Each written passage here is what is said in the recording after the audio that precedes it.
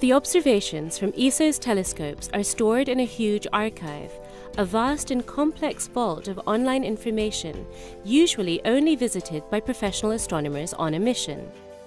And yet, an amateur astronomer from Russia managed to uncover a veritable gem in the flood of data, thereby winning a trip to Chile to observe with a very large telescope. How did he manage it, and could you do the same? This is the ESOcast, cutting-edge science and life behind the scenes of ESO, the European Southern Observatory. Exploring the ultimate frontier with our host, Dr. J, aka Dr. Joe Liske. Hello and welcome to the ESOcast. In this episode, we're going to take a deep plunge into the vast archives of ESO, and we're going to show you how a group of very dedicated and talented amateur astronomers managed to unearth some hidden treasures. As the world's most productive ground-based astronomical observatory, ESO has many terabytes of data coming from its La Silla and Paranal observatories that need to be safely stored. In addition to using these data for scientific research, ESO often delves into its archive to find raw data that can be polished into breathtaking astronomical images that can be shared with the public. However, turning the raw data into the images that you see is an intricate process that requires technical processing skills as well as an artistic eye. The archive is publicly available, so anyone can go in search of potential images. But aside from professional astronomers and ESO's public outreach team, not many other people have ventured into the vast archive.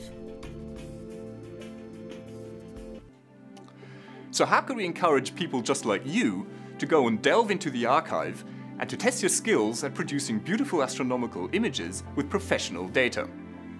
We knew, of course, that there are lots of talented amateur astronomers out there, but we had to find a way to get them excited about ESO's data. And so we came up with the idea of a competition, ESO's Hidden Treasures. The challenge was tough. Find a data set in the archive with the potential for making a visually stunning image and then process the data. As a reward for the hard work, however, we put up a great first prize.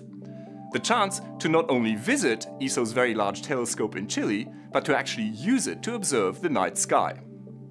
Nevertheless, despite the great prizes, we were a little worried that not enough people would be up for the challenge and that many participants would give up halfway. We were in for a big surprise.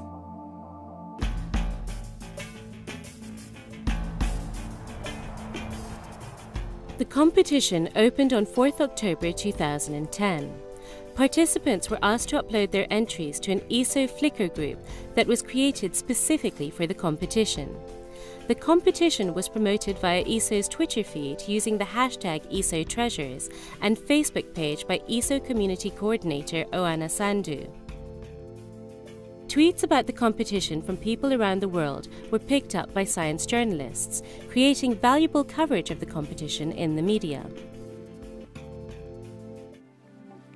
To our surprise, entries quickly started coming in. By the end of the competition, we had almost 100 entries, which was a fantastic response.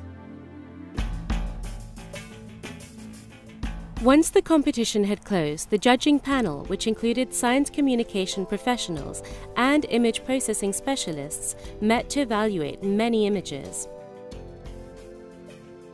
Several of the entrants submitted more than one image that deserved an award, so the judges made the decision to choose the 10 best entrants rather than the 10 best images. This led to a total of 20 winning images. Russian amateur astrophotographer Igor Chekalin, aka Flickr user Igor FP, caught the attention of the jury. Working from his home in the countryside and with limited access to the internet, Igor's skills and artistic eye won him first place in the competition for his wonderful image of Messier 78.